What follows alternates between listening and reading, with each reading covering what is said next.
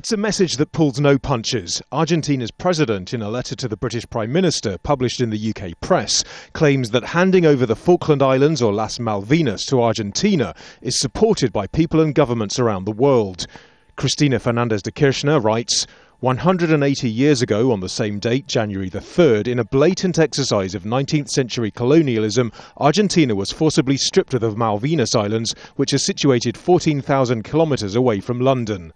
Since then, Britain, the colonial power, has refused to return the territories to the Argentine Republic, thus preventing it from restoring its territorial integrity. Kirchner repeated her call on Britain to abide by a 1965 United Nations resolution, inviting both sides to negotiate a solution over the islands. But the UK government's reiterated there will be no talks until such time as the islanders so wish, it says. The 3,000 population votes in a referendum in March, and it's expected to overwhelmingly back remaining British. Last year marked 30 years since the invasion of the Falkland Islands by Argentine forces. This is one of several memorials in Britain to a conflict which killed around 650 Argentine soldiers and 255 British troops. At the G20 summit in Mexico last June, British Premier David Cameron clashed with President Kirchner over the Falklands.